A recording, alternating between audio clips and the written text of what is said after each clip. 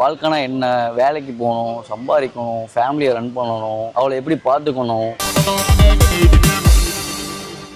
டிவோர்ஸ்க்கும் பிரேக்கப்புக்கும் difference இருக்குன்னு நினைக்கிறீங்களா? இப்போ 2 பேர் ஃப்ரீயாக லவ் பண்ணிகிட்டு இருக்காங்க.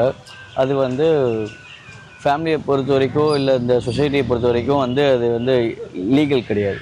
லீகல் மீன்ஸ் நம்ம மேரேஜ் பண்ணால் தான் லீகல்னு சொல்கிறாங்க. அதனால அது லீகல் கிடையாது. அந்த டைமில் அது பிரேக்கப் பண்ணுறது அவங்களுக்குள்ளே தான் அது தப்போ கரெக்டோ. ஆனால் நம்ம கல்யாணத்துக்கு அப்புறம் பண்ணுற டிவோர்ஸ்ங்கிறது லீகலாக எல்லாருக்கும் தெரிஞ்ச மாதிரி கல்யாணம் பண்ணிக்கிறோம்.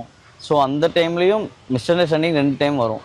லவ் பண்ணும்போது வரலாம், மேரேஜுக்கு அப்புறம் வரலாம். அரேஞ்ச் மேரேஜ் வரவங்களுக்கும் அது பிரேக்கப்பு, லவ் மேரேஜ் இருந்தவங்களுக்கு அது டிவோர்ஸ். சரி, ஒரு கல்யாணம் இல்லை ஒரு கமிட்மெண்ட், அதுக்கு ஐடியல் ஏஜ் பொண்ணு பையன் 2 பேருக்கும் எதுன்னு நினைக்கிறீங்க? 25, 24, 26. யாருக்கு? 2 பேருக்குமே போத். என்ன நான் சொல்றது, என்னையா எதுக்கு எடுத்தாலும் நொச்சு நொச்சு நொச்சுன்னு அடிச்சுக்கிட்டு. சரி, ஏன் 25?